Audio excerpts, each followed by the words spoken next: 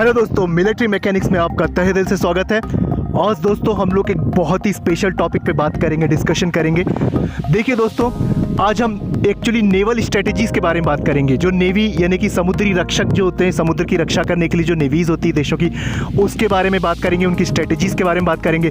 दोस्तों बहुत सारे देश हैं जिनके समुद्री सीमाएँ होती हैं और उनको नेवी ऑपरेट करते हैं, लेकिन उनके पास उतना बड़ा बजट नहीं होता है। जैसे कि अमेरिका या फ्रांस या ग्रेट ब्रिटेन जैसा बड़ा बजट नहीं होता है, और फिर भी उनको अपने समुद्री समुद्री सीमाओं की रक्षा करना बहुत ही ज़रूरी होता है। तो ऐसे देश जो बड़े एयरक्राफ्ट कैरियर नहीं खरीद सकते हैं, जिनका बजट इतना नहीं होता, जो बड़े बड़े डेस्ट्रॉयर्स को नहीं खरीद सकते, उनका बजट नहीं होता, या फ्रिगेट्स या बड़े बड़े सबमरीन्स को यूज़ नहीं कर सकते, लेकिन फिर भी कहीं ना कहीं उनको अपने समुद्री तटों की रक्षा तो करना है, समुद्री सीमाओं की रक्षा तो करना है। तो वो कैसी नेवी स्ट्रेटजीज़ अपनाते हैं कि जिससे वो अपनी समुद्र की तटों की रक्षा भी कर सके, समुद्री सीमाओं की रक्षा भी कर सके, और उनका जो बहुत कम बजट है उसमें वो अपनी नेवी को अच्छी तरह से ऑर्गेनाइज भी कर सकें।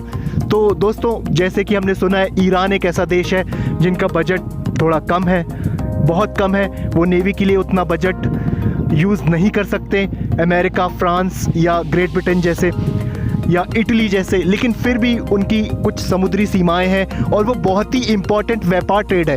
क्योंकि आपने सुना होगा पर्शियन गल्फ और स्ट्रेट ऑफ हॉर्मूज, जहाँ से तेलों का जो तेल जहाँ से शिपों में भर के दुनिया के विकसित देशों तक ले जाए जाते हैं, जहाँ से भारत, चीन या पाकिस्तान या इंडोनेशिया या अमेरिका भी या कहीं भी दुनिया के किसी भी मुल्क में तेल अगर निकाल के ओपेक कंट्रीज़ जो है, oil producing and exporting countries के जो तटीय सीमाएं हैं और वो जो समुद्र है पर्शियन गल्फ, वहाँ से स्ट्रेट ऑफ हॉर्मूज से शिप निकलते हैं, और वो बहुत ही छोटा सा समुद्री एरिया है। और अमेरिका अक्सर ईरान को धमकी देता है, हम स्ट्रेट ऑफ हॉर्मूज को ब्लॉक कर दूं, अगर अपने एयरक्राफ्ट कैरियर और डिस्ट्रॉयर्स को वहाँ पर तैनात कर दूं तो उससे दुनिया में तेल की आवाजाही रुक जाएगी और दुनिया की इकोनॉमी बहुत ज़्यादा पीछे चली जाएगी।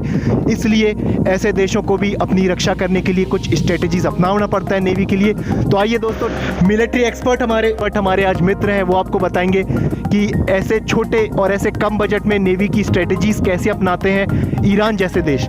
तो आप समझाइए सर। हेलो दोस्तों, बहुत बहुत शुक्रिया मेरे मित्र। जैसा अभी आपको मेरे मित्र ने बताया कि दुनिया के कुछ देश ऐसे हैं जिनकी इकोनॉमिक परिस्थितियाँ उतनी अच्छी नहीं है कि वो बहुत बड़ी और बहुत जटिल और बहुत महंगी नेवीज ऑपरेट कर सके, सबमरीन्स या डिस्ट्रॉयर्स या फ्रिगेट्स खरीद सके, लेकिन फिर भी किसी तरह उन्हें अपनी समुद्री तटों की रक्षा करनी है। ऐसे कुछ देश क्या करते हैं, इसका एक बहुत अच्छा एग्जाम्पल हमारे पास ईरान है। क्योंकि नाटो कंट्रीज़ या ख़ासतौर से यूएसए लगातार धमकी देता रहता है कि वो स्ट्रेट ऑफ हॉर्मूज को चोक कर देगा, वहाँ से उसके कॉमर्स को होने नहीं देगा और ईरान की सप्लाईज रोक देगा। तो इससे निपटने के लिए ईरान ने एक बहुत अच्छा तरीका अपनाया है दोस्तों। वो तरीका ये है कि ईरान के पास क्योंकि उतना पैसा नहीं है कि वो महंगी चीज़ें खरीद सके, उसने एक नेवी बनाई है जो कि है गन बोट्स की नेवी। दोस्तों, गन बोट्स बहुत महंगे नहीं होते, ये सस्ते हैं, लेकिन ईरान ने इसे बहुत बड़ी संख्या में ख़रीदा है, हज़ारों की संख्या में और दसों हज़ार की संख्या में। इससे वो करता ये है कि अगर कोई यूएस का बड़ा जहाज़ या नाटो कंट्री से कोई बड़ा जहाज़ स्ट्रेट ऑफ हॉर्मूज को चोक करने के लिए उनके रास्ते पर आता है, तो ये इतनी बड़ी संख्या में जाएंगे उनके बीच में कि वो हर एक टारगेट को एंगेज नहीं कर सकते। अगर आपके सामने सैकड़ों की तादाद में छोटे छोटे गन बोट्स आ रहे हैं तो शिप 10 को एंगेज कर सकता है, 20 को एंगेज कर सकता है, 40 को एंगेज कर सकता है, लेकिन अंत में क्या होगा कि कुछ ना कुछ गन बोट्स उसके पास पहुंच जाएंगे और वो अपने आप को डेटोनेट कर सकते हैं। या तो वो कुछ बम उसमें लगा सकते हैं या अपने आप को डेटोनेट कर सकते हैं, साथ में उस बड़े शिप को उड़ा सकते हैं। तो नाटो कंट्रीज़ और यूएस के नेवी जो है वो इस चीज़ों से बहुत डर रहे हैं कि अगर हमें इतना बड़ा एक झुंड हमला करता है हमारे ऊपर गन बोट्स का, तो हम इससे कैसे निपटेंगे। तो दोस्तों, ये जो गन बोट्स हैं, जितने का एक डिस्ट्रॉयर आता है या जितने का एक एयरक्राफ्ट कैरियर आता है, उतने में तो ये हज़ारों गन बोट्स आ जाती हैं। और वो हज़ारों गन बोट्स में से अगर 100 गन बोट भी उसमें से एक बार में हमला करती हैं तो किसी भी शिप के लिए ये बहुत मुश्किल होगा कि सारी की सारी गन बोट्स को एक बार में एंगेज करना। दोस्तों, उसकी इमेज जो है आपको इसमें दिख रही होगी स्क्रीन पे, ये एक बड़ी लेवल की गन बोट है। ये थोड़ी सी बड़ी है, ईरान इससे भी छोटी यूज़ करता है, जिसमें लगभग 8 से 10 ही होते हैं क्रू मेंबर, जिसमें 2-3 नाविक होते हैं जो छोटी छोटी बोट्स को चलाते हैं। बाकी जो होते हैं वो छोटे छोटे जो गन्स होती हैं उनको चलाने के लिए, हैंडल करने के लिए बाकी 4-5 लोग होते हैं। जी हाँ दोस्तों, जैसे मेरे मित्र ने बताया कि ये जो इमेज दिखाई गई है थोड़ी सी बड़ी है, ईरान जनरली जो यूज़ करता है वो इससे भी छोटी गन बोट्स हैं, और ये गन बोट्स जैसे मैंने आपको बताया कि ये सस्ती होती हैं। सस्ती होने के साथ साथ दोस्तों इसमें एक फ़ायदा और ये होता है, आपने सुना होगा कि टारगेट जितना छोटा होता है उसको एंगेज करना उतना ही मुश्किल होता है। ये गन बोट्स इतनी छोटी होती हैं कि किसी भी फ्रिगेट, कॉर्वेट या डिस्ट्रॉयर को एंगेज करने के मुकाबले इनको एंगेज करना बहुत मुश्किल होता है। इन पर टारगेट मिसाइल हमारी जाके सटीक पड़े या गोली हमारी जाके सटीक पड़े, ये बहुत ही मुश्किल होता है। और जब इतनी बड़ी संख्या में ये छोटे छोटे टारगेट्स अटैक करेंगे तो ये बिल्कुल इसी तरह है जैसे इंसान के ऊपर मधुमक्खियाँ झूम जाएँ। मधुमक्खियों को आदमी एक बार में 2 मधुमक्खी मार सकता है, 4 मधुमक्खी मार सकता है। एक मधुमक्खी इंसान पे कभी भारी नहीं पड़ेगी, लेकिन वो मधुमक्खियाँ अगर सैकड़ों की तादाद पे इंसान पे हमला कर दे तो वो इंसान की जान ले सकती है, इंसान को तबाह कर सकती है। तो ये बिल्कुल उसी तरह की स्ट्रेटेजी है जैसे कि बहुत सारी मधुमक्खियाँ, हाथी पर हमला करना। तो ईरान क्योंकि उसके पास इतनी इकोनॉमी नहीं है, तो ईरान इसी स्ट्रेटेजी का इस्तेमाल आज कर रहा है, और जिससे आज सारी दुनिया की नाटो कंट्रीज डरी हुई हैं।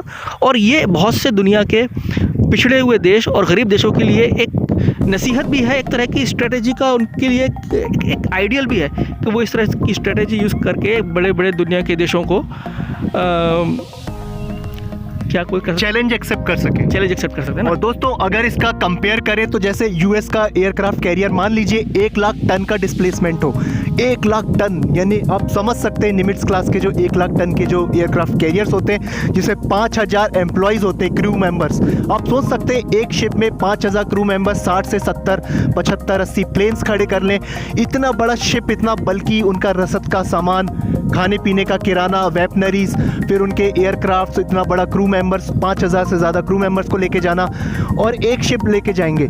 यहाँ पर सैकड़ों गन बोट्स जिसमें 10-10 के संख्या में क्रूज होते हैं, क्रू मेंबर होते हैं, 2-3 नाविक, और बाकी जो होते हैं गन को चलाने वाले 7-8 लोग होते हैं, और खाना बनाने वाले 1-2 खानसा में।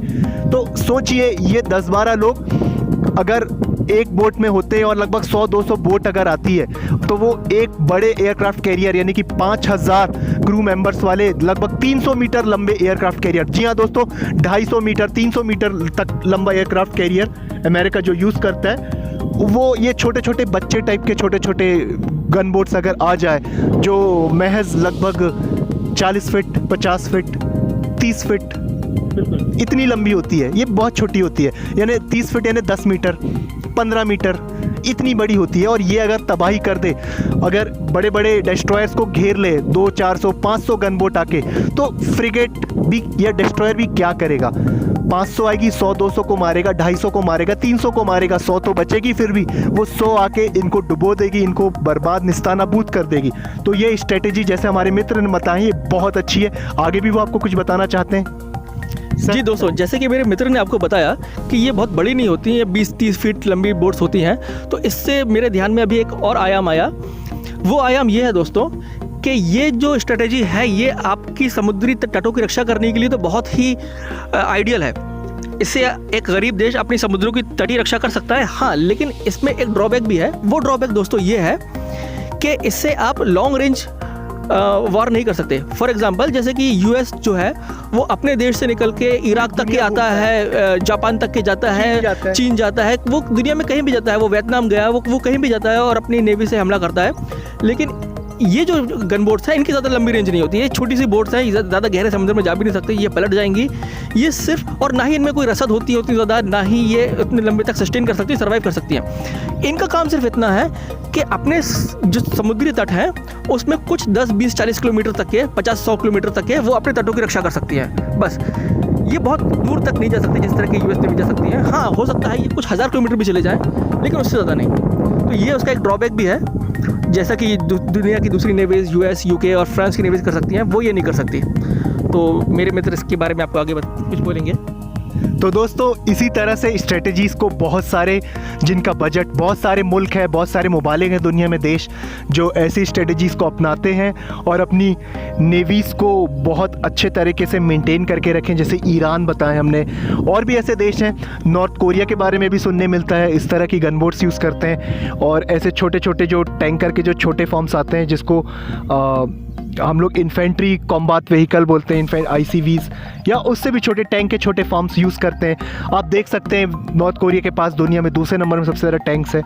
तो ऐसी स्ट्रेटजीज़ को अपना के वो इन नंबर्स ज़्यादा बताते हैं, छोटे छोटे तादाद में छोटी छोटी चीज़ खरीदते हैं, लेकिन वो एक बड़ी चीज़ पे भारी पड़ता है। जिसी तरह जैसे हमारे दोस्त ने बताया अभी कि एक मधुमक्खी या 5 मधुमक्खी एक इंसान को कुछ नहीं कर सकती, ज़्यादा से ज़्यादा काटेगी, आपको सूजन आएगा शरीर पे। लेकिन अगर सैकड़ों की तादाद में मधुमक्खी हो तो वो इंसान की जान भी ले सकती है। उसी तरीके से ये काम करता है। छोटी छोटी गन बोट्स आती है और वो बड़े बड़े शिप्स को, फ्रिगेट, डिस्ट्रॉयर, एयरक्राफ्ट कैरियर या MPVS वारफेयर शिप्स जो होते हैं, AWS, इस तरह की चीज़ों को घेर लेती है और फिर दुश्मन को डुबा देती है।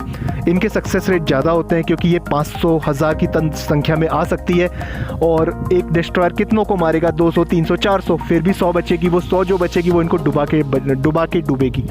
तो ये चीज़ें स्ट्रेटजीज़ है जो नेवीज़ में यूज़ किया जाता है गरीब देशों के द्वारा, या गरीब देश ना बोले जिनका बजट उतना नहीं है, जो इसको अफोर्ड ना कर सके उनके लिए। और ये एयरफोर्स में भी स्ट्रेटजीज़ को अडॉप्ट किया जाता है। बहुत से देश जहाँ का बजट बहुत कम होता है, जो एयरफोर्स में उतना एक्सपेंडिचर नहीं कर पाते हैं, वो लोग भी ऐसे एयरफोर्स के लिए ऐसी सस्ते चीज़ों को यूज़ करते हैं, ऑब्सोलेट विमान यूज़ करते हैं, जैसे हमारे दोस्त अभी आपको आगे बताएंगे।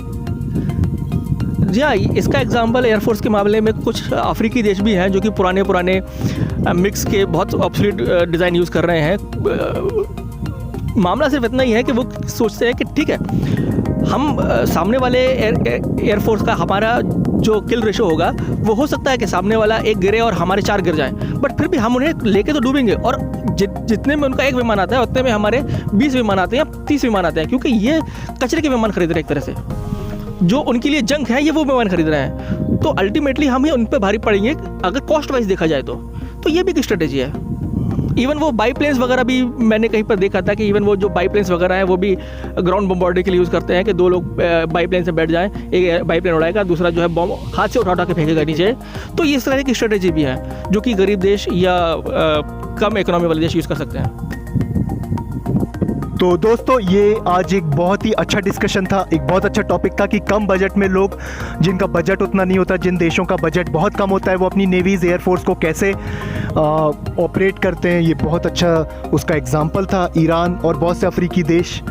तो दोस्तों इस चैनल को सब्सक्राइब कीजिए और जो मिलिट्री मैकेनिक्स है ये आपको आगे भी बहुत ऐसी तरीके से डिफेंस से रिलेटेड, मिलिट्री से related, army, air force, navy, marine से रिलेटेड जानकारी देता रहेगा। इस चैनल को सब्सक्राइब कीजिए, लाइक कीजिए, शेयर कीजिए, और अगर आपको कमेंट करना है तो कमेंट्स में बॉक्स में भी आप लिख के बताइए कि आपको ये कैसा लगा।